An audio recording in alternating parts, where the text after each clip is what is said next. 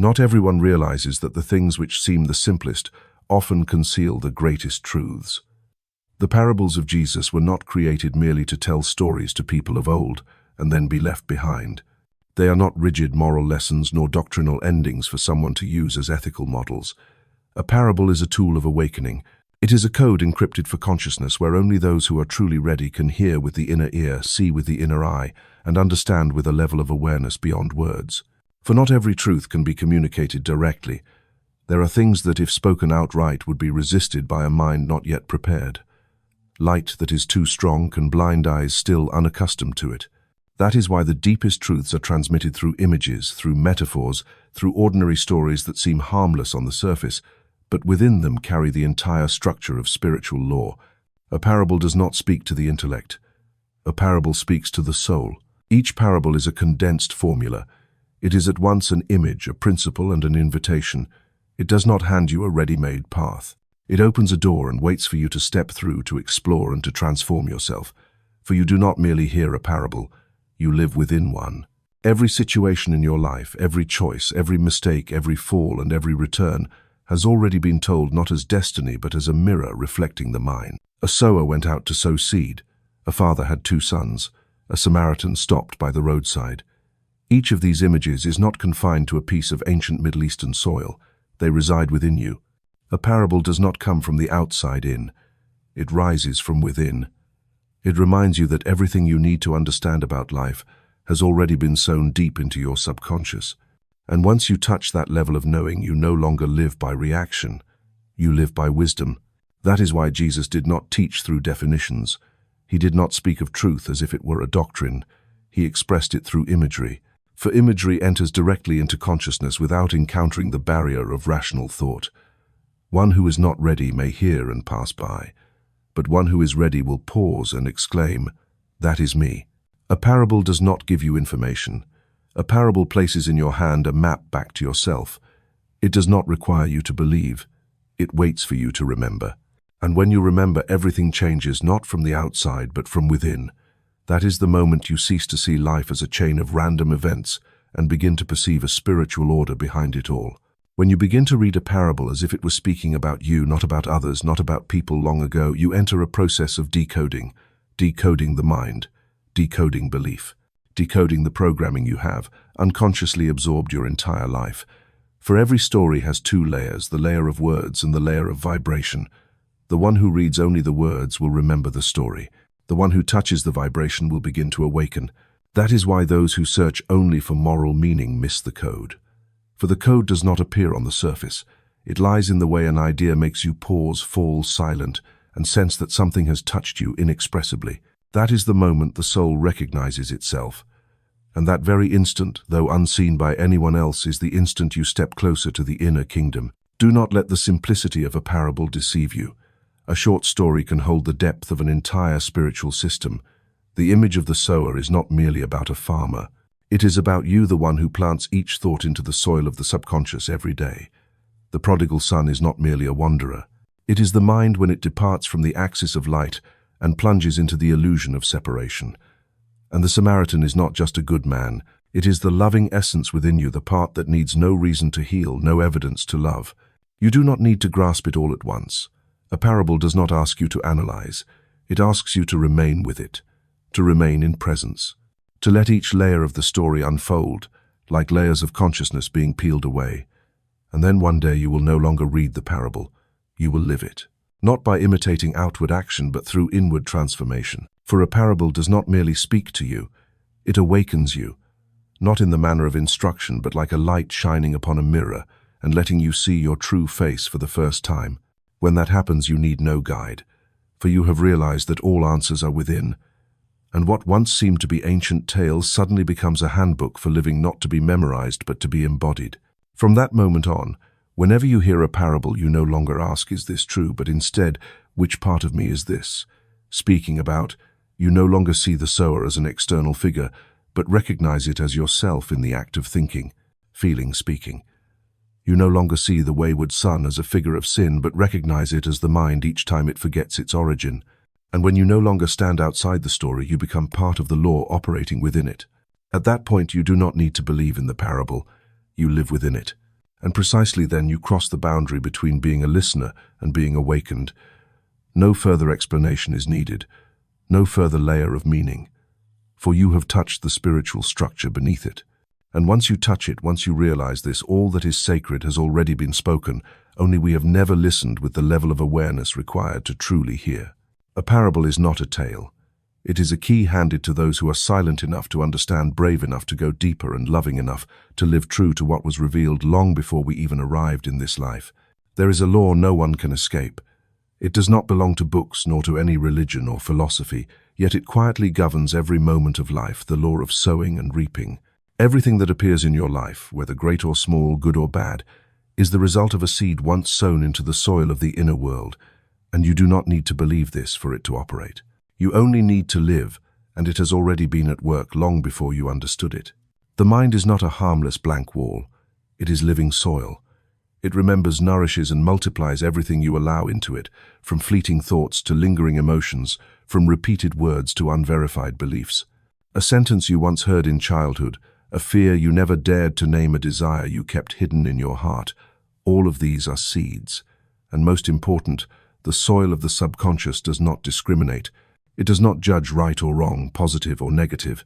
It only receives, it nurtures, and it returns results exactly according to what you have entrusted to it. If you sow into it inferiority, it will sprout into small choices, suffocating relationships, and a life always bowed before an unlived dream. If you sow into it anger, it will bear fruit as anxiety collapse, and countless times you ask why everything seems to oppose you. But if you begin to sow gratitude, understanding, and a right image of yourself, you will see that this universe is not as cold as you once thought it is, only reflecting what you secretly carry within. Have you ever paused to ask yourself, what have I been sowing all these years? Perhaps you think life comes from the outside, a job offered, a lover, appearing, an opportunity falling into your lap. But in the depth of every event, you will see this. You were the one who sowed it beforehand, through thought, through emotion, through the words you repeated daily without even noticing. Look at your life as if it were a field. Every outcome you live today is a harvest, and the harvest cannot be different unless a different seed is sown starting today. You do not need to control the outcome. You only need to be honest about the seed you are using. The mind does not demand that you be better than others. It only requires you to become conscious of what you are sowing each day. If a thought is repeated often enough, it becomes a belief. And once it becomes a belief, it functions like an underground program, guiding every action, attracting every circumstance, and determining every limit you thought was fate. But fate is not pre-written. It is programmed in the unconscious, and it can be reprogrammed from the place of awakening. And I want to ask you sincerely, do you dare to look directly at the seed you are sowing? Do you have enough honesty to realize that sometimes you yourself have been complicit in your own stagnation, not because you were incapable, but because you were never taught that you had the right to sow again from the beginning? If you are ready, truly ready to sow again with seeds that are purer, stronger, and truer to your sacred essence, let me know. Comment, "I am ready," or simply type the number 1, so I know you are here now and you are no longer waiting for life to change. You have begun to choose to live differently. I know your presence cannot be seen, but it is more precious than any number. For each person willing to change from the roots will become a source of light, not for the whole world, but first for themselves. Do not underestimate a single thought. It is a seed, and no seed is harmless. Each time you think you are not good enough, that is a moment you have just planted another layer of false roots into the soil of the soul. But it is also you in this very moment who can sow another thought: I am learning again to see myself in the light. And if you repeat that with enough persistence, you will see the entire field of your life change shape. Be awake when you speak to yourself, for that is the time you are sowing most strongly. Every word you utter about work, about health, about love, about potential, carries a frequency and shapes the world you are about to enter. You cannot say, "I am always unlucky," and expect your life to flow smoothly. You cannot think, "No one truly loves me," and attract a deep love. The mind does not hear what you wish. It hears what you repeat, and then it turns that into reality. You have sown enough of what others taught you. It is time to choose your own seeds. Choose what is higher, not because it will make you special, but because you already are a fragment of what is higher. Your mind is waiting for a signal, a new command, a declaration from the awakened presence within you that from today you will sow only what is good, what is right, what is true. And when you persist with those seeds, even if the result is not yet visible, even if challenges remain, you are resetting the entire structure of a reality. Not from the outside, but from the center of clarity. For no seed sown in the light will fail to bloom. The soil of the mind is always waiting for your return. It does not need you to be perfect. It only needs you to choose again what you will believe. And if you are truly ready, let that sign appear, so I know I am not speaking into silence. So I know you are present here. And so you yourself know you have already begun. Not everything that grows in the mind comes from light. In the same field, both wheat and weeds sprout. Both absorb sunlight, both drink from the same source of water, both are caressed by the wind. Yet one is truth maturing, the other is illusion, quietly spreading its roots. The difference does not lie in speed nor in outward appearance, but in the essence of the original seed. The parable of the weeds and the wheat is not a religious warning. It is a spiritual map for anyone walking the path of inner growth. It tells us that in the beginning stages, truth and illusion can coexist without clear distinction. You may believe in something true with clarity, and immediately after allow a mistaken thought to slip in. You may act out of love, yet still be pulled back by an unresolved insecurity. You may be maturing, and at the same time old patterns of thought still linger, waiting for the right moment to rise. Weeds are not frightening because they are bad. They are dangerous because they resemble wheat when young. They make it easy for you to confuse what is real with what is false. Just as when you mistake an impulse for the call of intuition, or when a desire disguises itself as inspiration. But not everything that looks like light originates from light. And not everything that seems contradictory is wrong. Some truths need time to reveal themselves. And during that time they must live side by side with falsehood, not because they are powerless, but because if you pull out the weeds too soon, you may uproot the very roots of what is growing strong. This story does not teach you how to eliminate darkness. It teaches you how to endure coexistence. For a certain stage you must accept that within you exists both what is not yet pure and what is becoming pure. And maturity is not the instant removal of the old, but the steady nourishment of the true until it grows strong enough to distinguish itself. You cannot pull weeds from the mind by haste. The subconscious does not operate like a machine that can have its parts instantly replaced. It is a living being, and a living being requires time to restructure. You cannot shout at a fear to make it vanish. You can only keep sowing light with right thoughts, with consistent choices, with a steady silence, until the truth within you grows large enough to naturally push away the false. This is the process every awakening soul must pass through. The period between the old and the new, between former awareness and emerging truth. You are not yet where you want to be, but you are no longer where you once were. And it is at this in-between point that weeds and wheat grow together. One pulls you back, one pushes you forward, one whispers familiar old words, one remains silent but weighty. You do not need to destroy the false in order to live the true. You only need to nurture the true until it becomes so clear you no longer doubt. Do not rush to conclude whether something is true or false while it is still in its growing stage.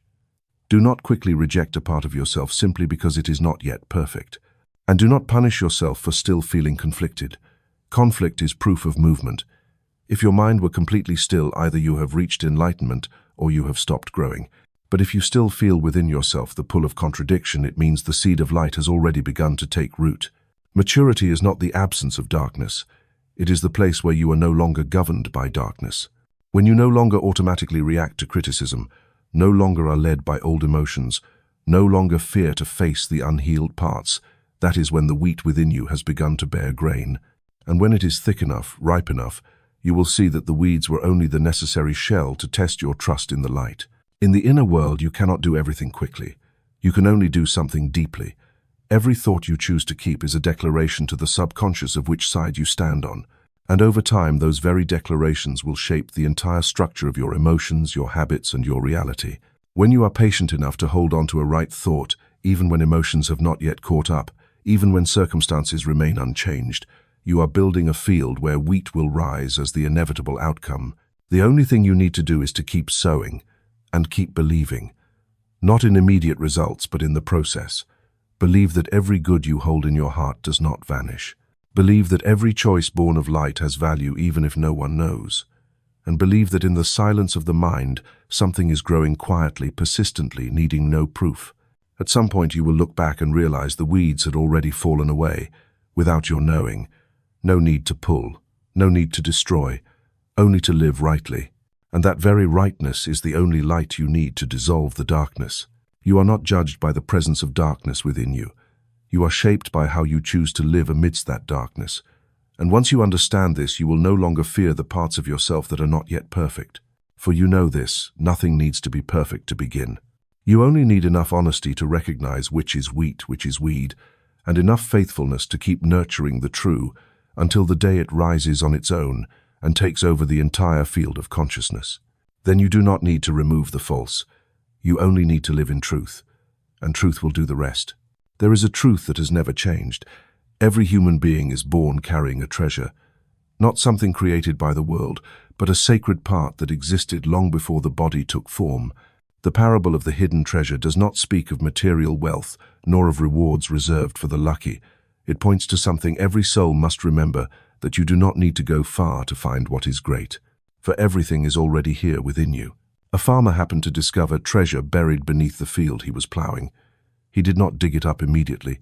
He hid it, then quietly sold everything he owned to buy that very field, for he knew the treasure was real, and nothing could compare to the value of what had just been revealed. That seemingly strange act, hiding what is priceless, selling all his possessions, and then acquiring the very land where it was buried, was not the cleverness of a trader, but a subtle metaphor for the journey of discovering the divine essence within each person. The treasure in you is not lost. It is merely buried. Beneath layers of memory, prejudice, fear, and old habits, you do not need to create the light. You only need to sweep away the dust that covers it. Everything you seek, freedom, wisdom, healing, strength, love, does not lie outside. They are layers already present in the soul, and the moment you stop searching outward, you begin to hear the call from within. But not everyone finds that treasure. Not because they are unworthy, but because they never remain long enough to dig deep into their own inner world.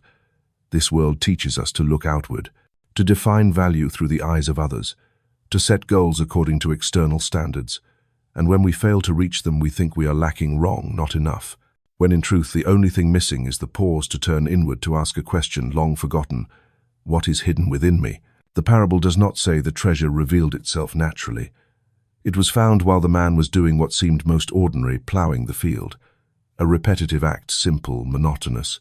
Yet within that persistence, the sacred surfaced. Likewise, it is not only glorious moments that lead you to truth. Sometimes it is in the most ordinary days when you patiently observe your inner self, remain awake in every thought, and stay honest with yourself that something begins to be uncovered. The treasure does not lie in display. It lies in silence. It does not come with excitement but hides in deep stillness. For the soul does not call with noise. It only whispers. And you must relearn how to listen, not with ears but with the layer of awareness beneath words. Perhaps you have felt that something within you remains unopened, an intuition not yet spoken, a capacity you cannot name but always sense, waiting to be awakened. That feeling is not illusion. It is the deepest memory your soul keeps, the memory of the sacred you have carried since the beginning. Every time you live true to intuition, every time you choose wisdom against the pull of habit, every time you overcome a small fear to preserve sincerity, you draw closer to that hidden treasure. But to own the treasure, the farmer in the parable had to give up everything. Not because he was forced to sacrifice, but because he had seen its true value. And when you truly see what is sacred, you no longer cling to what once seemed important. You release without feeling loss. You give without needing return. For you know nothing outside can compare to what is rising within. Renunciation does not come from force. It comes from realization. You do not need to force yourself to become spiritual. You only need to live true to what is arising in you and be willing to let the old fall away on its own. When what is right shines brightly enough, the false will fade without needing to be destroyed. When you live close to your essence, you do not need to battle the ego. The ego will fade on its own before the undeniable light of the soul. And then one day, you will realize that treasure is not just an ability, it is your true identity. You do not possess the sacred. You are the sacred. The treasure is not separate from you. It is you before you forgot who you were. No one else can unearth that treasure for you, and no one can steal it from you. It does not need anyone's recognition. It only needs your remembrance, and the courage to walk with all the humility and steadiness of one who has seen the invisible yet undeniable. When you live from that place, everything changes. Not because you become someone else, but because you have returned to what you have always been. The ground you stand on, your very life, is not by chance. It is the place where the treasure is buried, not somewhere else, not another time, but here, now, within you. There are things that cannot be priced, not because they are too costly, but because every measure of this world becomes meaningless in the face of their true value. In the parable of the priceless pearl, a merchant found a pearl more precious than everything he had ever owned. And when he saw it, he did not hesitate. He sold all that he possessed, only to obtain that pearl. That act was not a transaction, it was an awakening. The merchant did not stumble upon the pearl by chance. He was a seeker. He knew a true pearl when he saw it. He was not deceived by appearances, not seduced by what was false. This reveals something vital. You can only recognize truth when within yourself you are already ready to live truthfully. The priceless pearl is not a gift falling from the sky. It is the sacred part within you, the part that has always been there but only reveals itself when you are refined enough to see, humble enough to acknowledge, and courageous enough to let go of everything else in order to keep it. Unlike the hidden treasure buried in the field where divine potential is unveiled, unconsciously the parable of the pearl emphasizes conscious recognition. The pearl is right before your eyes, but not everyone perceives its value. Only the one who is searching, who thirsts for what is true, is sensitive enough to distinguish the sacred from what only appears sacred. This world is full of counterfeit pearls, achievements, status, fame, and all the things packaged in dazzling light. But the real pearl needs no display. It shines by itself for the one who knows how to see. And that is why one person may look at themselves and see only flaws, while another looking at the same person sees the sacred light dwelling within.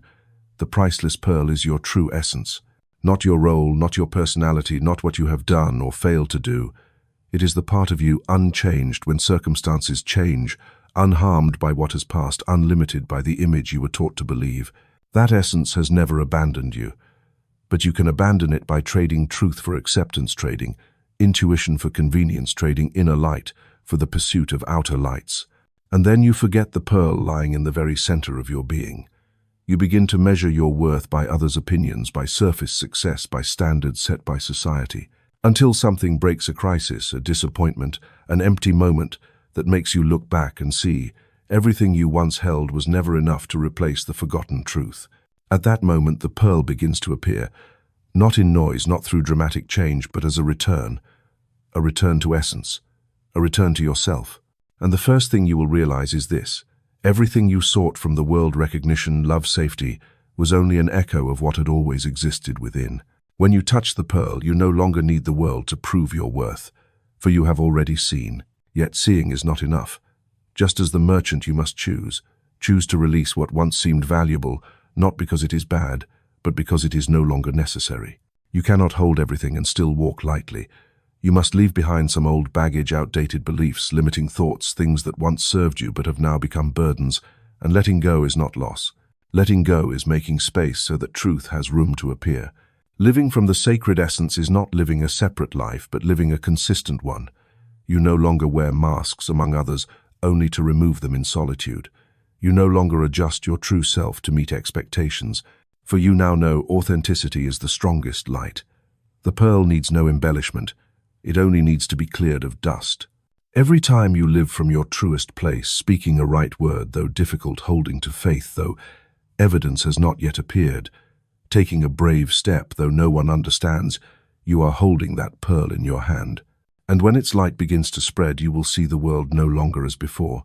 You see others not through judgment, but through empathy. You no longer react, you reflect. You no longer ask, what do they think of me, but instead, am I living true to the light within me? And strangely, when you live truly, you do not need to seek recognition, yet you will be recognized. You do not need to strive to be loved, yet love will come. Not as a reward, but as the natural response of the world to one who has returned to their rightful place. The priceless pearl does not lie at the end of the journey. It is a new beginning, the beginning of a way of living from essence, not from image. And from that place, everything you do, even the smallest, carries the frequency of awakening. You do not need to become someone else. You only need to remember who you are and live as if you had never forgotten it. When you hold that pearl in your hand with awareness, with courage, with unwavering light, you become what the world is searching for. Not to be admired, but to remind others that they too carry such a pearl within. and the light begins to spread not by proclamation but by the silent yet undeniable presence of truth. No one is ever truly lost. One may wander far, lose direction, or sink deeply into mistaken choices, but the sacred part of each person has never been destroyed.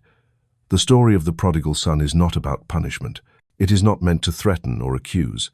It is an inner map describing precisely the journey that every soul has walked.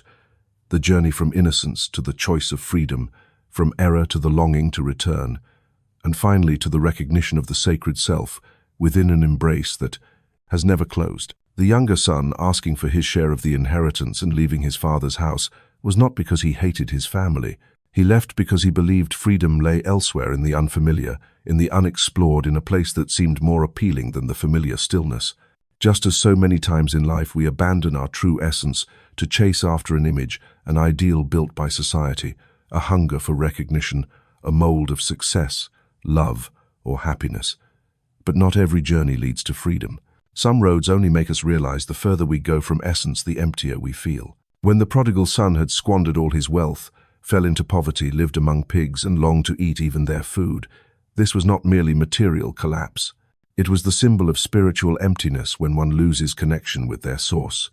He was not only hungry for food, he was hungry for truth, hungry for a place to return, hungry for an identity that did not need proving. And it was that hunger which awakened him. The moment the son turned back did not begin with action, but with a thought. At my father's house, even the hired servants have food to spare.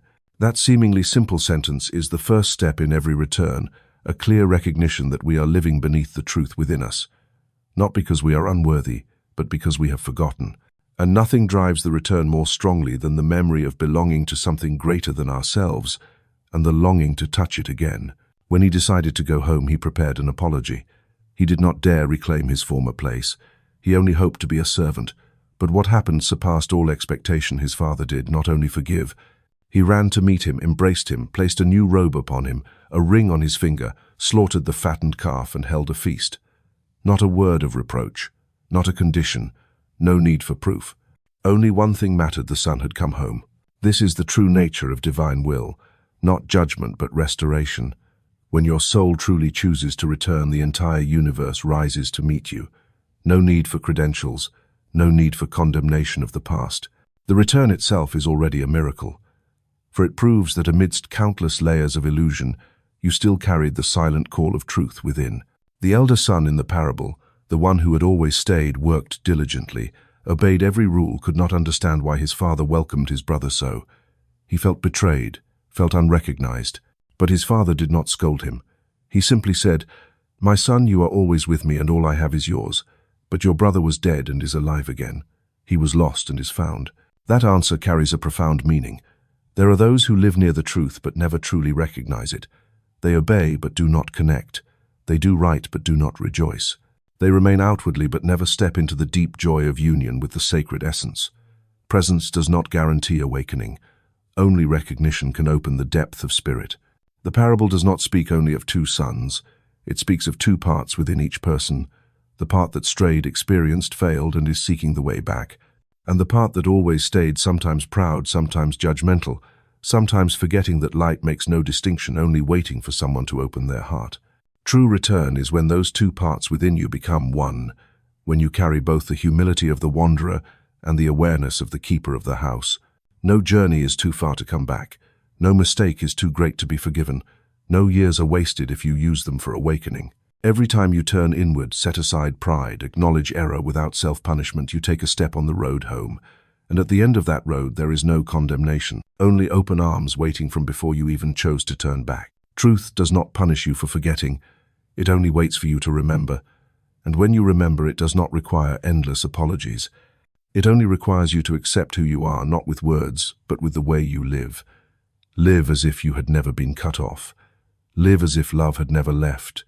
Live as if the light had never gone out. In that story, no one is wrong. Both the one who left and the one who stayed are learning to understand themselves. And when you grasp this, you no longer judge the past, nor compare positions. You simply give thanks that you still have the chance to return to the sacred essence, to truth, to what has always been home. No one understands right thought if they do not know how to love. No one truly lives in truth if that truth does not lead to acts of kindness, concrete, unconditional, and real. In the parable of the Good Samaritan, what astonishes is not that one person helped another. It is who helped and who passed by without stopping. Those who should have understood the law, a priest, a Levite, crossed over to the other side of the road. Only the Samaritan one, considered an outsider, excluded from the spiritual community of the time, was the one who stopped, stooped down, touched the pain, and acted with love without seeking gain. The truth in this parable is not simply advice about being kind. It is a direct blow to every form of belief that exists only in the mind but never flows into action. You may read every scripture, understand every truth, teach every lofty principle, but if you do not know how to stop for someone in pain, if you do not know how to open your heart to a soul that has collapsed, if you do not place your hand upon the wound of the world with the gentlest sincerity, then everything you know is hollow. The Samaritan in the story did not ask, "Who is this person? Is he worthy? If I help, what will happen to me?" He saw a man beaten lying by the roadside, and his heart would not let him walk away. It was the natural response of one who had lived close enough to the sacred essence that love was no longer a choice but an instinctive heartbeat, when compassion requires no reason, when goodness does not need credit, when love no longer depends on standards but flows as an unstoppable stream of life. Then you have understood the true nature of right thought. The priest and the Levite were not evil. They were trapped in a form of religion that had separated the heart from awareness. They knew the law but could not live the law. They understood the letter but forgot the spirit of the letter. And this still happens today, when some are too busy debating right and wrong while ignoring someone who only needs to be held. When some invoke the name of light to criticize instead of heal. When love is postponed because of protocol, hesitation, or prejudice, then truth has already gone out in the heart. The important question is not, who is worthy of my love, but do I still have the ability to love without condition? Love does not distinguish who deserves it and who does not. For if it still distinguishes, it is no longer love. It is only bargaining wrapped in beautiful words. True love, as the Samaritan showed, is action arising from the recognition that every soul carries the same light. And when the other suffers, a part of me is suffering. I am not helping them. I am helping myself in another form. You may believe in what is right, but only when you practice what is right does it become alive in you. Right thought does not lie in your ability to explain. It lies in this: are you willing to stop in the middle of your busy life, to stoop down and say, "I see you, I am here, and I will not turn away"? That one act alone can transform an entire system of thought into a living truth. And notice the Samaritan did not only stop. He bandaged the wounds, lifted the man onto his own donkey, brought him to an inn, paid for his care, and instructed that he be looked after further. Meaning, love does not stop at emotion. It becomes action, concrete action, continuous action, action carried through to the end. For love is not a moment. Love is a chain of choices holding to kindness even when no one sees. Perhaps you too have once passed someone by without stopping. Perhaps you once thought, "I am not enough to help, not enough to make a difference, not enough to touch another's pain." But no one needs you to be perfect in order for you to love. The one lying on the roadside does not need a sermon. They need a hand, a gaze without judgment, someone human enough to bend down, not out of duty but out of heart. Love is the place where all doctrines meet, where there is no need to distinguish religion, class, nationality, or past, where every theory is tested not in classrooms but right on the road of life. And there you will know enlightenment does not lie in how much you understand, but in how much you live true to what you have understood. If you want to move deeper into higher consciousness, if you truly long for transformation, begin with the smallest act of love you can do today. It may be simply listening to someone with full presence. It may be refusing to respond with harm. It may be silently forgiving someone. And it may also be forgiving yourself for the times you turned away. For love does not need to be perfect. It only needs to begin. One step, one gesture, one pause, in which you are no longer the small self that wants control, but become the living stream of healing. And precisely there you will see every right thought that does not come with love is incomplete. But love, even simple, humble love, is always the highest peak of truth. No one lives without thinking, but not everyone truly manages their own thoughts. The parable of the unfaithful steward is not about an evil man, but about a consciousness that has used spiritual power in the wrong place, in the wrong way, and for the wrong purpose. And when discovered, he hurried to maneuver, calculate, and bargain with the future, as if everything could be repaired by cunning. Yet hidden within that story is a greater truth: you do not own your life as a consumer. You are entrusted with it as a manager with full power, responsibility, and consequence. The steward did not own the wealth, but he was given the right to use it. He had full authority to decide, but every decision was recorded. Just as you did not create life, but you are given the right to think, to feel, to choose to create. And every thought you sow, every emotion you nurture, every action you repeat is a spiritual report. No one is outside the process. No one is a neutral observer. Every person is a center of creation. And the truth is this: you are managing the stream of life energy flowing through you each day, either with awareness or with unconscious habit. The unfaithful steward squandered his master's wealth carelessly. That is the image of a mind left loose, wasting spiritual energy on worry, envy, judgment, or simply drifting without direction. But when confronted, he did not panic. He asked himself, "What shall I do?" and began recalculating his life. Though done for selfish ends, that moment is the very turning point required in every awakening journey, when a person begins to face the consequences of their own actions. Are you truly managing your thoughts, or are you simply letting every idea come and go as it pleases? Do you know that every thought is a decision, that every emotion sustained becomes a command given to the subconscious, that every repeated choice is a path carved into the soul? Do not think you are only the product of circumstance. You are the one rewriting circumstance from within every day, every hour, through the way you think, speak, and respond to life. It is no accident that the master praised the steward's shrewdness. Though unfaithful, he acted with sharpness, initiative, and without delay. And that is the paradox revealed by this parable. The world uses its cleverness to serve selfish gain, while the children of light, those who hold truth in their hands, often delay, hesitate, and fail to use their understanding to act decisively. The real question is not how much you know. It is whether you live according to what you know. You may understand every law of cause and effect, of the subconscious, of vibration, of frequency. But if you do not manage your daily thoughts, if you do not guard what enters your mind, do not choose what you receive, do not take responsibility for how you react, then that knowledge is only theory. The unfaithful steward is a reminder the power entrusted is not for squandering, but for growth, nourishment, and expansion of what is true. You are the manager of the thoughts you receive and generate each day. No one else, not your parents, not your past, not society, not circumstances. Only you decide what you will believe, what you will think, what you will allow to exist in the deepest layer of your awareness. And if you do not manage it, do not be surprised when your life becomes a chaos you do not know how to clean up. Spiritual maturity begins when you step into the position of manager. No more blaming, no more excuses, no more pointing to circumstances. You admit, what thoughts have I allowed to remain? What emotions have I enabled to dominate? Have I invested energy into what is real or what is illusion?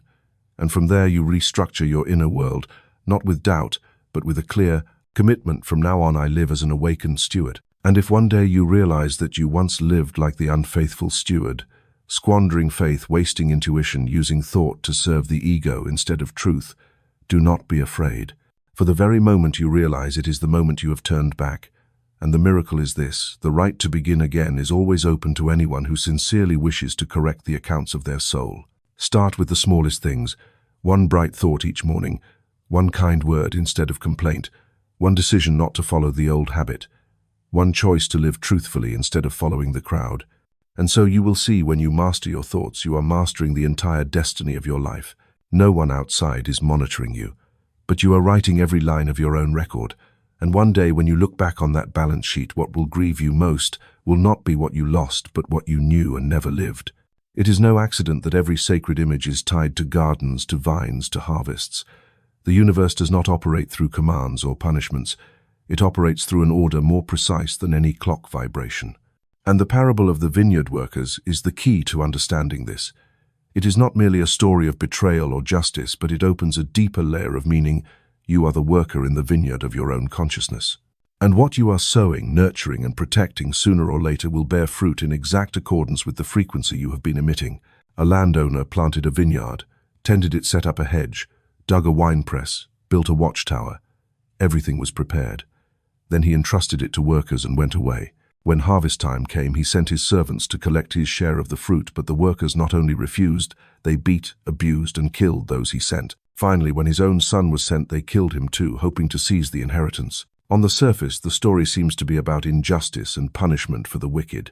But when seen with the eye of the inner life, it becomes the image of a mind that has rejected every true vibration in order to serve the isolated ego. The field of consciousness, carefully prepared with intuition, wisdom, and creative power, was handed over to distorted thought forms. The vineyard workers are symbols of the frequencies within us control ambition, defensiveness, fear, envy. Once those frequencies govern the inner field, even when divine messages arrive, they are beaten back, rejected, even twisted into their opposite. The frequency you live in each day does not lie in the words you speak, but in the thoughts you whisper to yourself, in the way you react when contradicted, in the emotions you silently repeat. And the law of resonance, the fundamental law of the universe, always responds precisely to the frequency you emit, without error, without favoritism, without delay. A mind filled with resentment will draw more situations to resent. A soul that maintains the frequency of gratitude will find reasons to be grateful, multiplying endlessly, not because they are lucky, but because they have resonated with a certain band of vibration. The landowner did not take back the vineyard. He only replaced the workers. In the same way, life never withdraws energy from you, but it will change the form in which that energy manifests depending on the frequency you sustain. If you emit distorted vibrations, you will not be punished. You will only experience your life becoming heavy, confusing, repeating the same tragedies in different disguises. Not fate, resonance. Right thought is not mere rational awareness. It is a vibrational state. It is the deep alignment from within where what you think, what you feel, and what you choose are in harmony with the wave of truth. When this happens, you do not need to force circumstances to change. You only need to change frequency. For circumstances are only the physical expressions of what you are resonating with in the unseen. This parable reminds you, do not become the unfaithful vineyard worker. Do not take the precious energy within you, the capacity to create life, to bring beauty, to connect, and hand it over to lower motives. Do not resist spiritual messages just because they challenge your ego. Do not kill the bright seeds within simply because you do not want to change. Look closely, what vibrations are you nurturing each day? You may say you want peace, but if you cling to defensiveness and judgment, your vibration is saying the opposite. You may say you long for love, but if you do not believe in your own worth, if you keep replaying old wounds, then you are broadcasting the frequency of rejecting love even as it arrives. The law of resonance does not hear what you say. It hears the echo of your heart. And for that very reason, you do not need to control the results. You only need to cleanse the vineyard within, uproot distorted thoughts, clear away outdated vibrations, water with gratitude, sow with sincerity, fertilize with stillness. And when the season comes, you will not need to demand results. Everything will arrive exactly in line with what you have resonated. The vineyard is not out there. It is within you, and each day of your life is a day of tending it. No action is meaningless if it purifies vibration. No choice is small if it brings you closer to the frequency of truth. You do not need to control the outcome. You only need to be honest about the wave you are sending out. For life does not answer what you wish. It only responds to what you are. There are doors that do not open by force, but by presence. There are sacred moments that come without warning, without repetition, without waiting for those who arrive late. The parable of the 10 virgins is not about virtue or morality, but about the level of wakefulness, the deep readiness of the soul to receive truth when it comes. For truth does not schedule itself. It arrives like the sudden dawn after a long night, and only those who have kept their inner light alive can recognize it. All 10 virgins were invited. They all knew the bridegroom would come. They all carried lamps. No one was excluded from the beginning. But 5 were wise and brought extra oil, while the other 5 did not. All fell asleep, but only those who had prepared could rise in the night and enter the wedding feast. The others who rushed off to find oil returned too late, and the door was shut. The difference does not lie in what you know. It lies in what you have prepared. Wakefulness is not a state of tension. It is an inner readiness, a sensitivity to what is true, even when everything around you is silent, dark, without any sign. There are souls who think they are waiting for the light, when in fact they are only postponing readiness. And when the opportunity arrives, they discover they do not have enough light to recognize it. The oil in the lamp cannot be borrowed. No one can give you their wakefulness. No one can live for you an inner life bright enough to see. Each soul must keep its own flame, and this does not happen in climactic moments. It happens in the smallest choices. What do you think when no one is watching? What do you do when no specific goal is set? How do you keep yourself when no external motivation is driving you? Truth does not come as a reward. It comes as resonance. When your inner world is quiet enough, bright enough, true enough, then it appears not with noise, not with display, not with force. It is like the bridegroom in the night. No one knows the exact hour, but whoever has brought oil beforehand will not miss that moment. The image of the lamp and the oil is a subtle metaphor for the inner energy within you. The lamp is the form, the body, the reason, the framework of spirit. But the oil is the life substance. It is vibration. It is the inner light you have prepared through training the mind, through consistency between thought and action, through choosing what is right in situations no one else sees. No one can see how much oil you carry. But when the night comes, when trials arrive, when the door of truth opens, the light or the darkness will speak for itself. You will not always feel the presence of truth. There are periods that resemble night.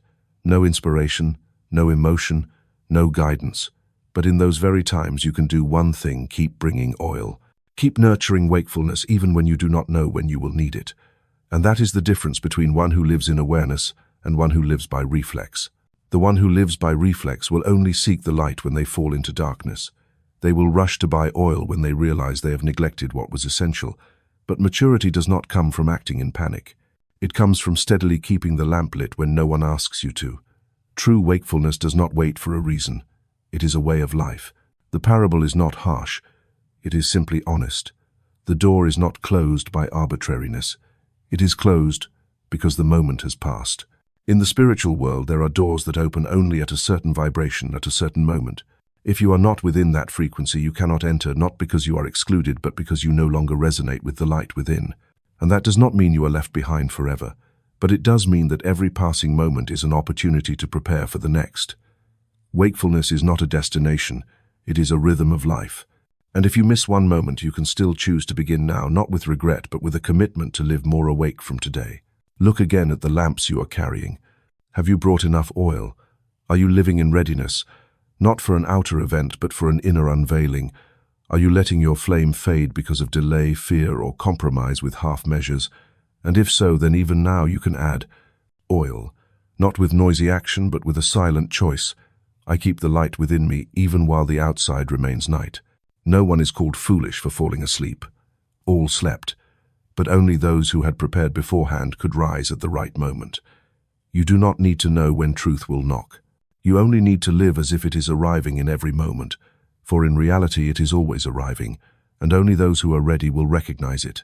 There are achievements that make the world admire, yet lead the soul astray. There are barns full of grain, yet empty of light. In the parable of the foolish rich man, the story is not meant to condemn wealth, but to expose a subtle kind of delusion, believing that material things can replace spiritual life. And in his very self-satisfaction he heard a call that no one can avoid, the call that every person, whether making plans or counting possessions, will one day face. You fool, this very night your soul will be required of you. There is nothing wrong with accumulating, nothing wrong with wanting to live in comfort, safety, and convenience. But what made that man foolish was not the grain in his barns. It was his thought, "Soul, you have plenty of good things laid up. Take your ease, eat, drink, and be merry." He confused two dimensions, believing that what is outside could fill what is inside, believing that material security was a guarantee of inner peace. And in that belief the error began. Every time you say, "When I have enough money, I will feel secure," or "When I possess that, I will feel valuable," that is the moment you are assigning to matter a function it can never perform, the filling of the soul. Not because matter is evil, but because it only operates in one layer of reality. And your soul, that sacred essence, was not born from matter, and therefore cannot be nourished by matter. The man in the story did not realize one thing: he owned nothing. He was only holding a temporary manifestation of energy. And had he lived awake, he would have known the grain in the barns was only the result of a stream of life, and that stream needed to be directed back toward the divine for it to keep flourishing. But he closed the flow. He said, "I will tear down my barns and build bigger ones," meaning instead of sharing, he hoarded. Instead of circulating, he tried to imprison. And when life is no longer allowed to move, it begins to decay from within. There is a paradox: you truly keep only what you know how to give. You are truly rich only when you no longer need things to feel worthy. You are truly safe only when you no longer seek safety in what is temporary. The foolish rich man did not understand this, and he was not punished by anyone. He was simply awakened by an undeniable truth. When the soul is required, who will keep what he was holding? That question is not only for those with much money, it is for anyone who relies on something external to feel all right. It could be reputation, a position, a relationship, an image. If you think, when I have this, I will be enough, you are living in the same illusion. And the truth is, you may attain everything, but if you lack connection with the true source of life, you will still feel empty. And then when life places you in a moment where nothing outside can help you, a crisis, a loss, a night of the soul, you will realize all plans are temporary, all provisions are limited, and the soul in the end can only lean on what does not change. That is awareness, that is love, that is presence, that is the reconnection with the sacred essence you have always carried but left forgotten. Truth never denies the material world, but it demands that you put everything in its proper place. Wealth is a tool, not the essence. Comfort is an instrument, not the source of life. You may enjoy all good things as long as you do not lose sight of the truth. You are a soul, not a storehouse. You are a flow, not a wall. You are life itself, living, not a keeper of possessions. If you are living in a season of abundance, do not ask, how much can I keep? But ask, how far can I let this flow expand? If you are living in a time of loss, do not ask, why was this taken? But ask, what did I once assign the power to fill my soul? Both questions bring you back to the true center, where you are not ruled by matter, not imposed upon by circumstance. The foolish rich man is not a mirror for condemnation, but for reminder. A reminder: do not trade awareness for convenience. Do not let the soul lose its way in the promised light of barns. For the true light does not come from stored grain. It comes from within you when you know how to be content to give, and to understand this: whatever cannot be carried when the soul is called home was never truly part of your essence. You do not need to abandon material things to live spiritually. You only need not to confuse them. And when you place everything in its right place, you will know peace does not come from what you hold, but from how you live with what you have. And when night comes, as it will for all, you will not be afraid. For the light within you will still shine even when there are no barns left to count. There is a burden not carried on the shoulders, yet heavier than stone. There is a chain that does not bind hands or feet, yet locks every spiritual door. And there is a prison no one else builds, but one in which people confine themselves for a lifetime. That is the prison of an unforgiving heart. The parable of the unforgiving servant is not a moral lesson. It is a precise map of karmic vibration, where every resonance of unforgiveness returns to the very one who sent it out. A servant owed the king an enormous debt so great that it could never be repaid. When he was about to be thrown into prison with his family, he begged for mercy. And the king, not only refraining from punishment, forgave the entire debt. Yet immediately afterward that same servant met someone who owed him a small amount, and instead of forgiving as he had been forgiven, he threw the man into prison. When the king heard, his anger flared, and the servant was handed over to the tormentors until he paid back the original debt. This story reflects exactly the law of vibration. Forgiveness is the condition for liberation, not because God is angry or changes his mind, but because when you refuse to forgive, you cut yourself off from the very stream of energy that once saved you. When you hold on to resentment, you are clinging to the frequency that created suffering, and you will live within that frequency until it is transformed. Forgiveness is not for the other. It is for yourself, releasing yourself from resonating with a memory that has already passed. Forgiveness does not mean forgetting, nor does it mean denying the wound. It means choosing not to let that wound define you for another moment, for you are not what happened. You are what you choose to keep. The servant in the parable forgot that the forgiveness he had received was not a private gift, but a principle of life. Forgiveness is a flow. Once you receive, you must let it continue. If not, it breaks. And when it breaks, the entire spiritual system within you collapses with it. You cannot pray while in the vibration of unforgiveness. You cannot open your heart while in the frequency of judgment. You cannot step into truth if you are still binding another soul within your mind. Each time you grip a memory with bitterness, you are pulling yourself back to the very level you once longed to transcend. And the cruel part is this: you will be forced to relive that vibration again and again in many forms until you choose to release it. Look deeper. Were you truly hurt? Yes. Was it wrong? Very likely. But that wrong has already happened. And now you have the right to choose: either keep it alive as a fire burning within, or extinguish it with release, not because they deserve it, but because you no longer want to hurt. Forgiveness is an act of power, not weakness. It is the declaration: I will no longer let that wound control my journey. I will no longer repeat the past in every new relationship. I will no longer lose the present to a past that cannot be changed. I choose freedom. The servant failed to see the link between the forgiveness he received and the forgiveness he gave. But the universe is not blind. Every vibration you release is a living prayer. When you forgive, you send out the frequency of freedom. When you hold resentment, you send out the signal of limitation, and life will mirror back to you those very limits. No one can make you forgive. No one can demand you forget something unhealed. But you can begin with one small step. Stop replaying the old story in your mind. Stop identifying yourself as a victim. Stop believing that the wound is still happening. Then little by little you will see behind the wound lies something deeper: creativity, strength, the essence of you still intact. Forgiveness does not erase what happened. It only closes the door that drags you back to the wound. It opens a new space where you no longer have to defend, no longer have to repeat, no longer have to fight. And in that space you can be yourself again, no longer distorted by the ghost of the past.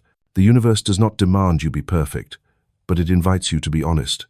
And the greatest honesty is to look directly at what you still hold and ask, do I still need this? If not, return it to the past. Return to your soul a present no longer locked in anger. The servant in the parable was not evil. He simply did not understand. But you understand now. You can stop this very moment, gently look into every unresolved relationship, every memory still unsettled, every voice in your mind still filled with complaint. And you can speak to them as the master of your own energy. I release you, not because you were right, but because I choose to live on. For forgiveness does not change the past, but it changes you. And when you change, all of reality begins to resonate differently. There is one truth that every religion, every civilization, every spiritual system agrees upon. Though in different languages, the kingdom of truth is a place no one can enter by accident. No one is brought there by status, position, or outward knowledge. The parable of the wedding banquet is not a story about a formal ceremony, but a vivid symbol of the journey back to union with truth, where the garment you wear is not clothing but the level of inner readiness. A king held a wedding banquet for his son. He invited those who should have been close, but they refused. One was busy with his field, another with his business, still others mistreated and even killed the king's messengers. Then the king extended the invitation to all the roads, to anyone at all, good or bad, empty or full, and the banquet hall was filled with guests. But in the midst of the feast he found a man without a wedding garment, and that man was cast out into the place of weeping and gnashing of teeth. This parable has long puzzled many. If everyone was invited suddenly, even from the streets, why condemn a man for not having a wedding robe? But that is the very point. The garment did not come from outside. It was the inner state the person carried with him, and when placed in a sacred space he could not resonate. Not because the king was harsh, but because he was not in the frequency to receive. The wedding banquet is the image of union between the soul and truth, between humanity and the divine essence, between the finite and the eternal. And only when you bring a certain level of inner readiness will you not feel out of place in that space. You cannot step into a higher vibration if your mind is still bound by worry, selfishness, resentment, or prejudice. No one bars you, but you will find yourself unable to belong. The man without the garment is the symbol of a soul that has not shed its roughness, still clinging to lower frequencies, yet stepping into a higher realm. And in that disparity, instead of being lifted, he is expelled, not by punishment but by lack of resonance. You cannot fake wakefulness. You cannot pretend to have inner purity. You cannot act like one who has released when inside you are still clinging tight.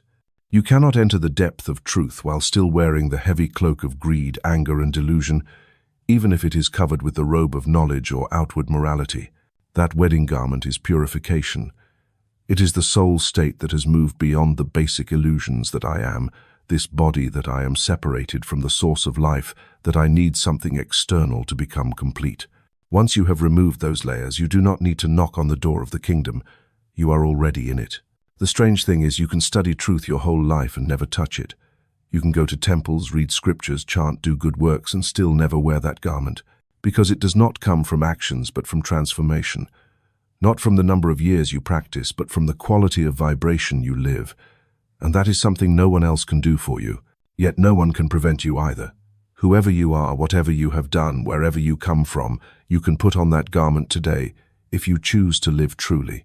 To live without concealment, without playing roles, without pretending to be calm while your heart is in turmoil, without trying to justify your inner darkness with reasons or philosophies, but instead to look straight at it, touch it, and let the light do its work. That garment is not sold, not given. You must weave it with your own letting go. Each time you forgive it is a thread. Each time you listen instead of react, it is a stitch. Each time you choose love over fear, it is a layer of fabric completed. And when you no longer need to prove your worth, you are truly ready. Not all who are invited enter, not because they are rejected, but because they reject themselves through inner neglect. One is too busy, another indifferent, another consumed by hostility, and when the banquet begins, they are absent, not because they did not know, but because they chose something else as more important. Where are you in this parable? Are you the one so caught in tasks that you miss the invitation? The one who unconsciously steps into the hall but is not truly ready? Or the one who has quietly woven the garment, not with display, not with noise, but with the truth of everyday living? The banquet is ready. The kingdom is still open. The issue is not whether you are invited, it is whether you are in the state to enter. No one inspects you, but your vibration will reveal everything. And the door, though never locked, will only open to the one who carries the right key, an inner self bright enough to recognize the light. Every awakening journey begins with awareness, continues with choice, and culminates in deep discernment. Not the kind of discernment dictated by social morality, but the discernment within, where a soul has become clear enough to see the true among countless imitations. In the parable of the dragnet, truth does not arrive like a thunderclap, but like a final motion pulling up from beneath the surface and beginning to sort. A great net is cast into the sea.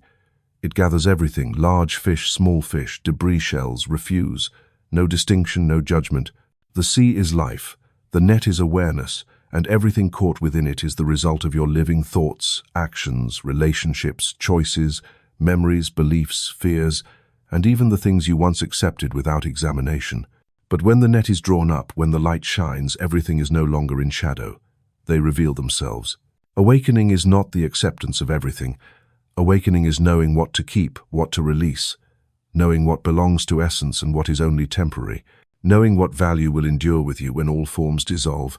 And in that moment you can no longer choose by habit. You must choose by essence. An essence refined through experience, through failure, through letting go, through silence, rich with understanding. The dragnet is the image of the final moment, not the moment of death, but every moment you are ripe enough to see life with spiritual eyes. Perhaps it comes after a crisis, a collapse, or a sudden awakening in ordinary life. At that moment you look back at everything you have gathered, and you know not all of it is meant to continue with you. You may once have believed in things that limited you. I'm not good enough. I must please others. I cannot make mistakes. I must control everything. But when the net is pulled up, you see they are only dead fish. Things that looked like thoughts, but were only reflexes. That looked like love, but were only dependency. That looked like success, but were only disguises. Awakening is not about finding something new.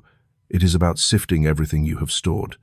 It is daring to look into the contents of your life's net, not avoiding, not rationalizing, not painting over what is false, but facing it gently yet decisively. This I keep, this I release. And this process does not happen once. It repeats many times throughout the life of awareness. Each time you transcend an old vibration, the net is drawn up again. Each time you enter a deeper stage, another sorting begins. And the subtle truth is this: what you once thought of as good fish may no longer serve you, not because it has become bad, but because you have changed. A mature mind does not cling to every belief as a treasure. It is ready to release even what once helped it survive the past, if now it has become a burden. Perhaps a defensive attitude once helped you endure. But if you keep it after safety has returned, it will prevent true connection. Perhaps an ambition once pulled you out of darkness, but if you cling to it forever, it will block new light from flowing within. The dragnet is lifted not to punish but to liberate. It gives you the chance to see the whole picture, not to grieve over what fell short, but to be wise in choosing what will walk forward with you. And if you are honest, you will see you do not need to keep so much, only what is true. Truth needs no justification, no embellishment. It is light, it is clear. It stands firm under every illumination. It brings peace even when no one sees. When you keep the truth, it lightens you. And when you are light, you begin to soar. Not everyone dares to look into their net. Many are afraid of seeing mistakes, waste illusions. But the truth is that net is still there whether you look or not. And if you do not pull it up yourself, life will eventually make you often through collapse, shock, or deep silence. Thus, the wise choose to pull the net early, not waiting until forced, not waiting until everything breaks, but willingly reviewing, refreshing, and re-choosing. That is how the soul matures, not by accumulating more, but by releasing more. Have you ever sat down and asked, how many things am I holding that I no longer need? How many beliefs am I still carrying only because I was once hurt? How many decisions have I made not because I wanted to, but because I was afraid? Dragnet is before you. Do you have the courage to sort? No one is judging you in this process. No scores, no rewards except inner freedom.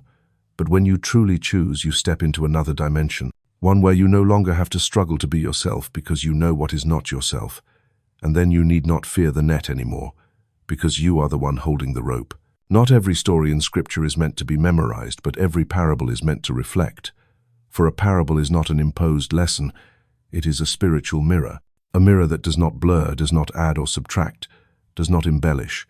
It reflects precisely the state of consciousness of the one who listens. And that is why the same parable will speak differently to each person.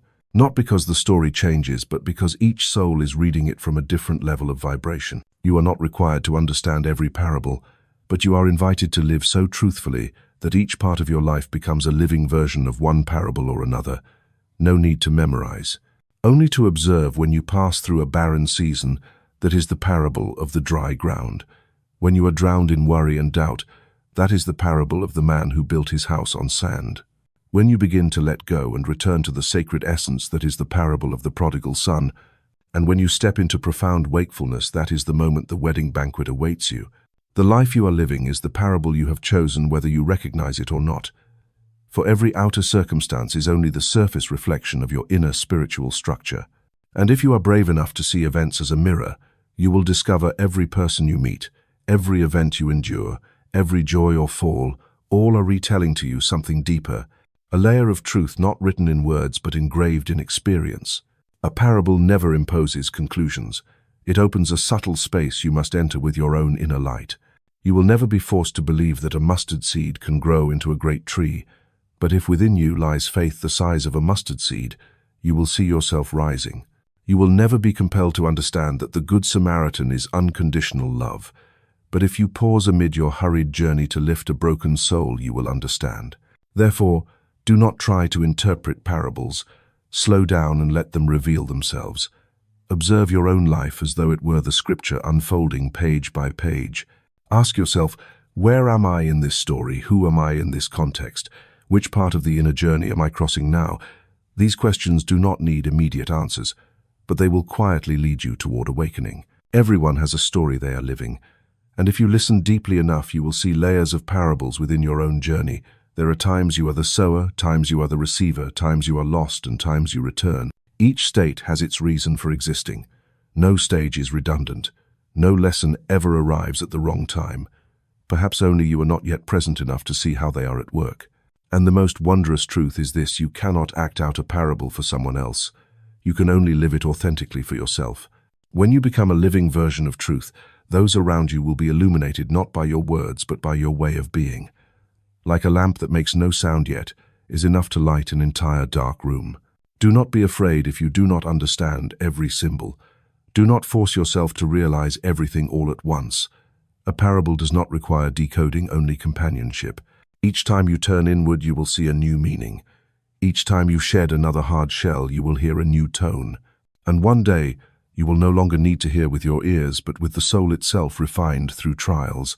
In truth, it is not you who study the parable. The parable is teaching you how to look back at yourself. And when you see yourself clearly in the light of truth, you will know nothing happens by accident. No detail in your life is wasted. No wind blows without a message. And no wound exists that is not used to lead you toward deeper understanding. From then on, you no longer ask, why did this happen to me? Instead, you ask, what part of me is this reflecting? You no longer blame life. You begin to listen to it. And little by little, you shift from the role of the passive to the role of the creator, not by controlling, but by resonating rightly. When you live as though each experience is the living meaning of a parable, you enter a new layer of presence. You no longer need to search for miracles because you begin to see the sacred in the ordinary. You no longer need to avoid suffering because you know that even in darkness there is a quiet light guiding you forward. And then there will come a day when you look back at the entire journey and see it was all a story leading you home, to the place where you need nothing more to be enough, where no further explanation is needed to be right, where no proof is required to be loved. You only need to live authentically, and every lesson will shine forth from within. Nothing in this world begins with action. Everything from a single word to a kingdom, from a failure to a miracle, begins with a thought. Thought is the original form, the first seed, the invisible blueprint that precedes everything visible. You cannot see it with your eyes, yet you are living amidst its results every moment, every circumstance, every stream of life you are walking through. A mustard seed is the smallest of seeds, yet when sown and nurtured, it becomes a great tree where the birds of the sky come and nest in its branches. This parable is not about agriculture. It is about the law of life, that any thought once planted into the subconscious and held with consistent vibration will grow. And one day it will become reality whether or not you remember planting it. Some say, I never chose this life. But the truth is, you do not choose by words. You choose by the thoughts you nurture each day, by what you repeat in your mind when no one is listening, by how you react to the smallest events. Every intention you hold, every image you replay, is silently becoming a seed. And the universe does not forget. The subconscious does not forget. They only wait for enough time, enough conditions for the flowering. And then you will see you are not living a random life. You are living in the garden of thoughts you planted yesterday, last week, or many years ago. You may have forgotten, but the soil of consciousness remembers. It does not distinguish good from bad, right from wrong, strong from weak. It only knows to grow. What is sown will bloom. The law does not favor. The law simply operates. So what is sprouting within you now? A limiting idea, a pattern of fear, or an image of the highest version of yourself? Look around at the life you are living. It is the perfect mirror.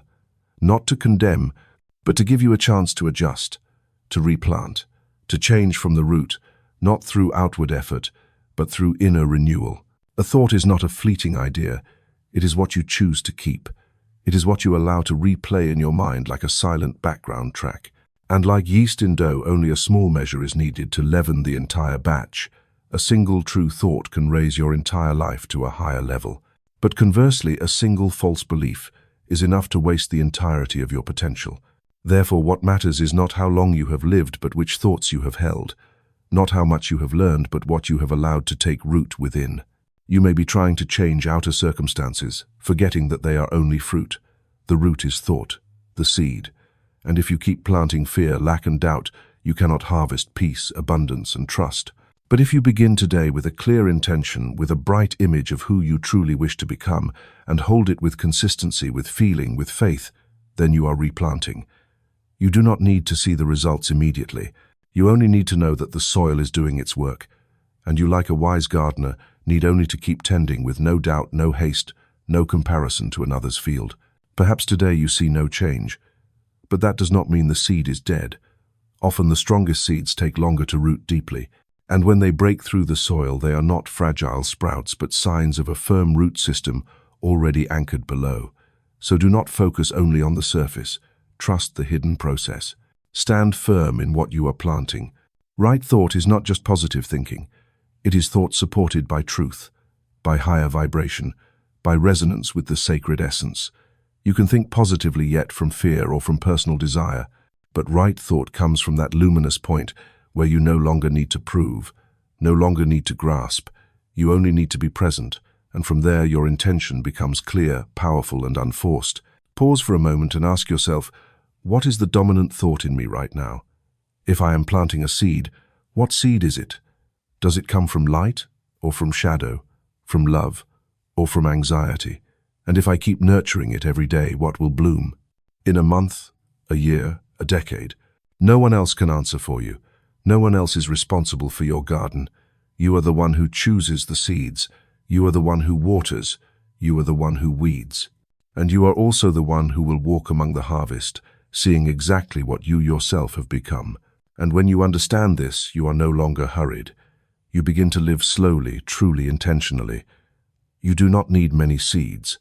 Only one right seed held with your full presence, and the whole garden will change its color. The parable of the 10 virgins is not about a wedding feast.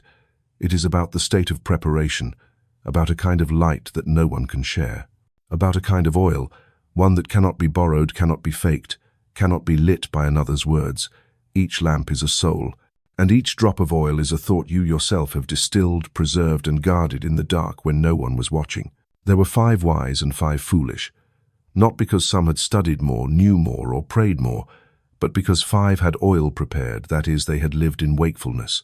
They did not wait for an event, a crisis, or an opportunity to begin seeking light. They had been accumulating it already, quietly, persistently, not for anyone else, not to display, but because they knew that when the moment comes, you can only light your lamp with what you have already built in silence. Oil is thought that has been refined. It is the times you chose love instead of resentment.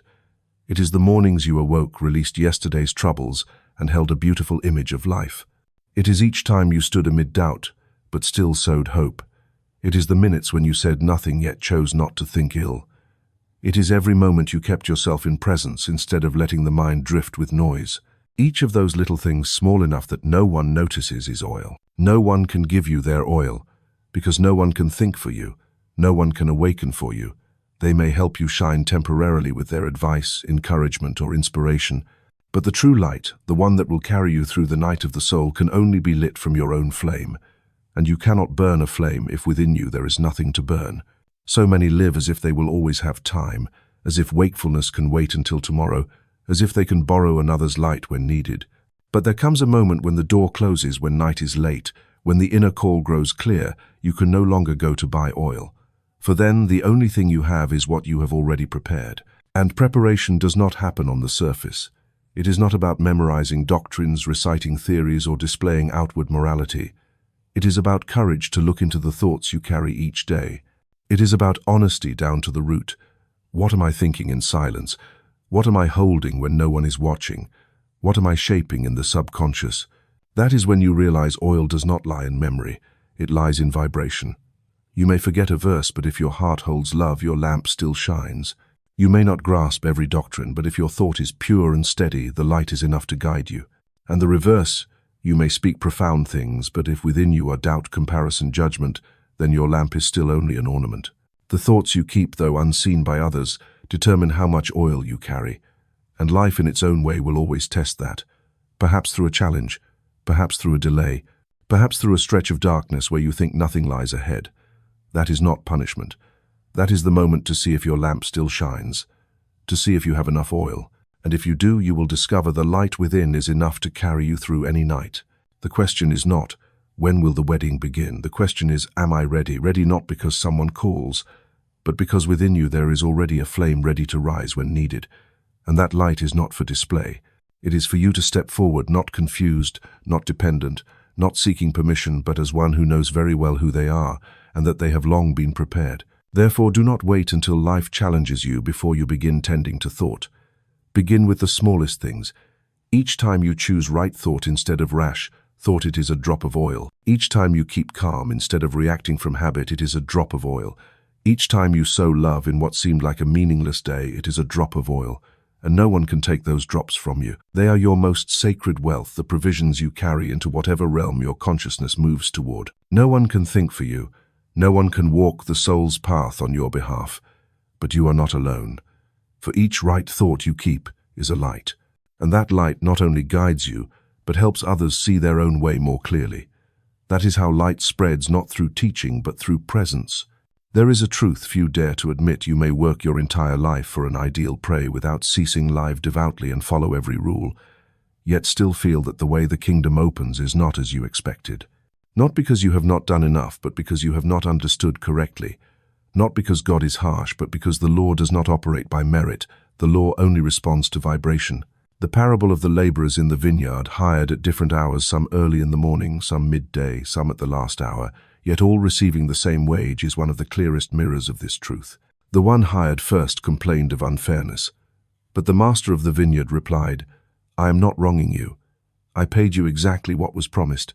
As for the others, I give because my heart is generous." The parable is not about wages. It is about energy, about frequency of vibration, about the law of the soul. A soul that arrives late but resonates rightly is welcomed, just the same as one who has been there from the beginning. Not because they are lucky, but because they are in harmony.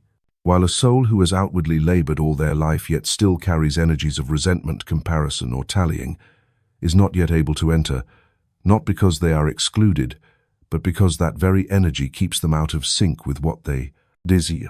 God does not count the hours you pray. He does not tally the number of times you enter the temple. He does not require you to meet moral quotas.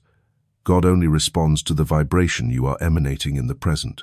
You may transform an entire lifetime in a single moment of awakening, and you may also waste a life in the illusion that you are worthy simply because you have done more, suffered more, tried harder. But the truth is, no one is rewarded for suffering. Only those who touch the light of true love and humility cross the threshold. This does not mean effort is useless, but effort must be in the right direction. It must move from the inside out. It must aim at the purity of intention, the honesty of the inner life, and the harmony of vibration. You may do little, but with a pure heart you have already touched the law. You may do much, but if carried by rivalry, inferiority, or pride, you are only circling within the loop of ego. The physical world prizes achievement. The universe does not. The universe runs by frequency. Like a musical instrument, it does not matter how long you play. If you do not strike the right note, the sound will not harmonize. But the instant you press the right key, music arises. No resume required, no background needed, no justification. This also means you do not need to wait to begin. You do not need to wait until you are qualified, pure enough, or worthy enough. You only need to shift frequency, right now. By adjusting your thoughts, your emotions, and your attitude toward life, you do not need to start over from the beginning. You only need to begin again from where you stand with a new vibration. And that vibration does not come from forcing yourself to think positively, but from sitting long enough to look deeply into yourself. What am I carrying? What am I resisting? What am I fearing? Can I release this even for a single moment? One moment of true resonance, and the door opens. The door to the kingdom is not measured by how many hours you have worked, but by the quality of vibration you sustain in each moment. Therefore, no one is late if today they change, and no one is early if they are still demanding reward for what they have done. Heaven has no timesheets, only resonance. Seen this way, you will no longer compare yourself with others. You will no longer ask, why do they receive and I do not, or why have I endured so long yet still see no result? Such questions belong to the old level of consciousness where you believe everything must be paid back. But when you rise into the new level, you realize nothing is lost, no effort is wasted. Every right vibration returns to you at the right time, in the right form, in the right depth. And if you have not seen it yet, it is only because you are being invited to refine further. God is never late. The law is never partial. But you must learn to release the need to control time. For the clock of spirit does not measure by minutes but by openness, not by labor but by inner union. The greatest accomplishment of a soul is not doing much but becoming whole. And to be whole, you do not need to prove anything. You only need to be present in the right vibration of truth. There has been a deep misunderstanding carried through many generations that forgiveness is something you do for others, that it is a gift you give to show your nobility or a moral gesture to prove you have risen above the wound. But the truth is, forgiveness is not for others. It is something you do for yourself, not so that someone else may be free, but so that you may be free first. The parable of the unforgiving servant reveals a shocking truth. A man was forgiven an enormous debt, yet refused to forgive a much smaller debt owed to him. And what was the result? He himself was imprisoned not by the creditor but by his own lack of mercy. This is not a moral lesson. This is an exact description of how the spiritual law operates when you refuse to forgive you. Imprison yourself in a vibrational cell where there is no energy of healing, no light of truth, and no way out for you. Forgiveness does not mean denying what happened. It does not mean erasing the pain, excusing the wrong, or forcing yourself to reconcile with the one who hurt you. Forgiveness means ending the permission you've given for that event to continue shaping you. It is refusing to carry that wound in your inner being. It is choosing not to let the past control your present vibration. And here lies the essence. A new vibration only appears when you release the old burden. You cannot carry resentment and still expect peace. You cannot cling to the image of another as the offender and expect your heart to be light. Two streams cannot flow in the same riverbed. You must choose. And forgiveness is what you choose, not because they deserve it, but because you are tired of carrying another's past on your heart. When you forgive, you are not declaring that the wrong was acceptable. You are declaring that you will no longer let that wrong control your mind. Forgiveness is the disarming of the inner self. It is putting down the weapon you've been holding to protect yourself, but which has been cutting your own hand every day.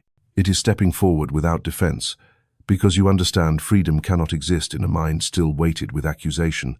Many hold on to resentment as a form of personal justice. They believe that if they forgive, they will lose or surrender. But the opposite is true. Only the strong can truly forgive. Because forgiveness requires that you rise from the role of victim, that you refuse every storyline the ego builds to blame, and that you are brave enough to ask, how long have I been holding this emotion?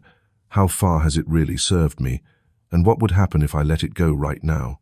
Forgiveness does not require two people. You can forgive without ever meeting again, without an apology, without a conversation.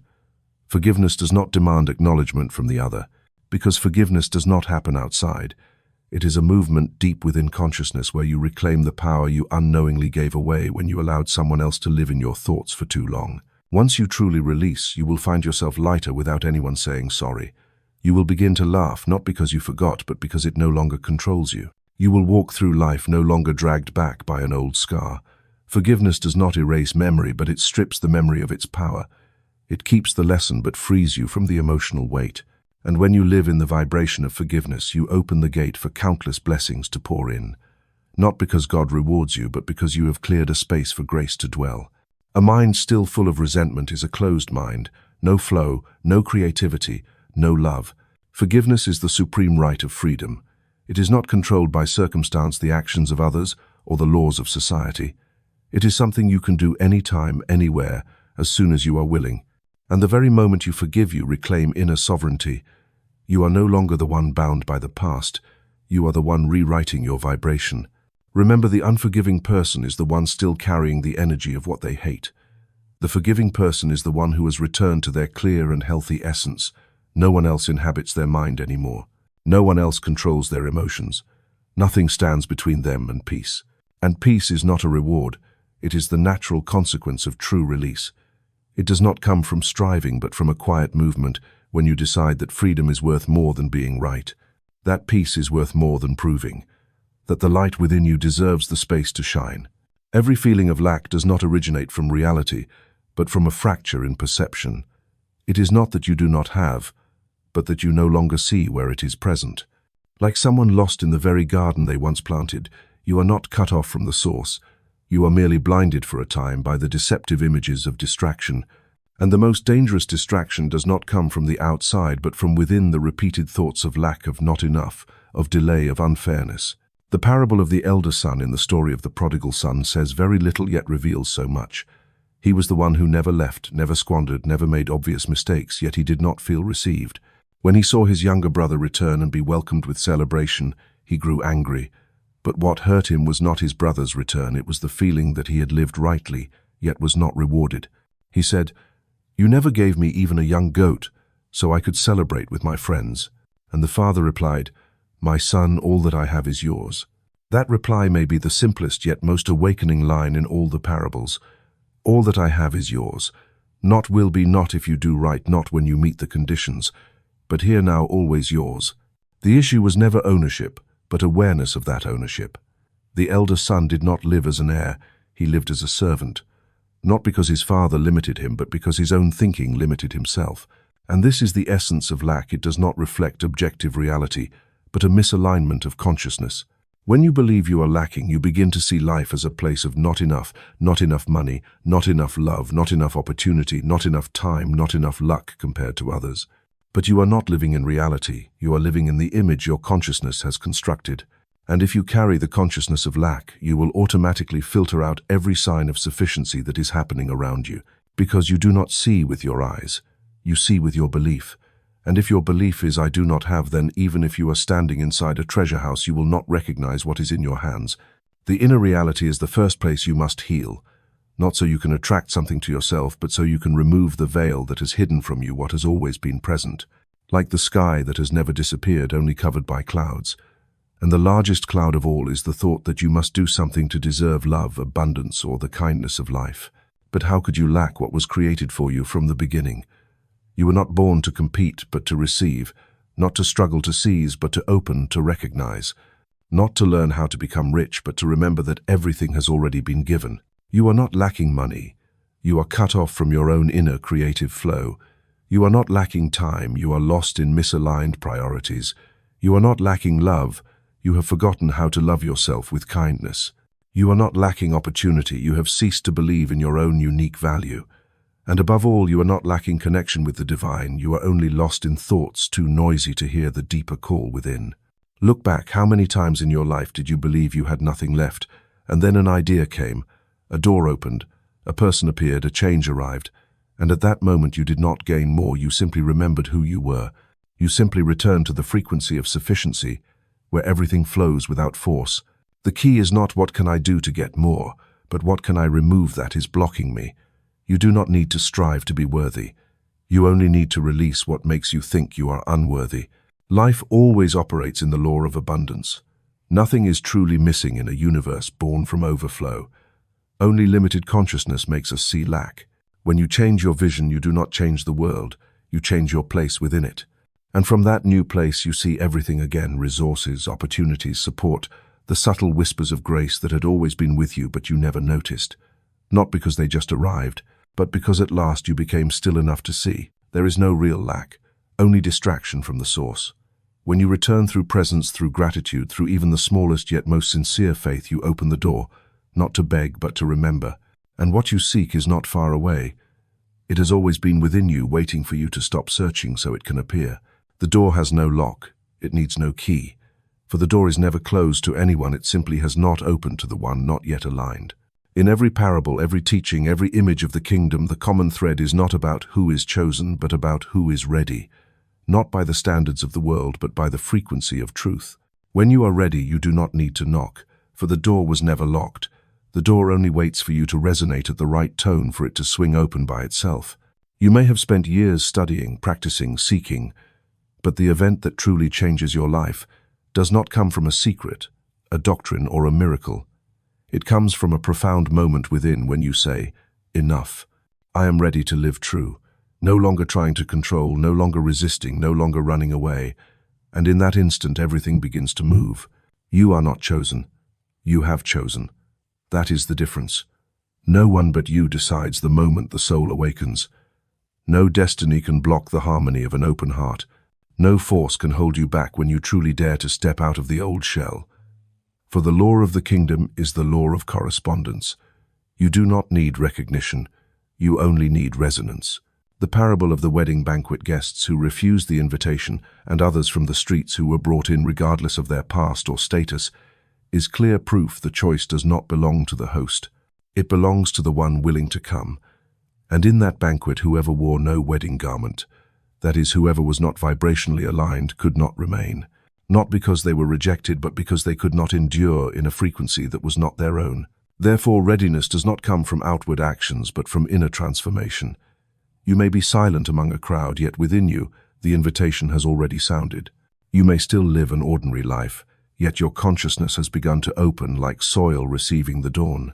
Readiness does not need grand display. It is a silent, steady, clear frequency, and once it stabilizes, everything else will adjust accordingly. No one needs to prove themselves worthy. No one needs to pass a test. All that is required is a genuine presence, an honest look into oneself, a quiet commitment to the light within.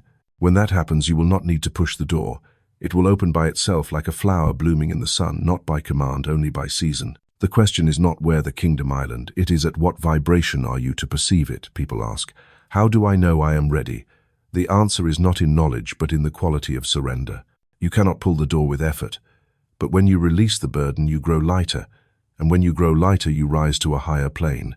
There you no longer see a door, you see that you have already been standing inside the kingdom all along. Alignment does not require you to become someone else. It only requires you to live true to the most authentic frequency within, not the person you try to be, but the person you already are when you are no longer afraid, no longer angry, no longer hiding behind masks. You cannot bring pretense into the kingdom. You are only invited when you are yourself, for there every falsehood dissolves in the light. No more roles to maintain, no more images to uphold, no more performances to sustain. There you are not chosen as a privilege, you belong as a consequence, and you will know you have arrived when you no longer ask, when you cease searching for signs outside, when you no longer need certainty because a deep peace has appeared without requiring proof. That is the sign of alignment, a milestone no one gives but only you can feel.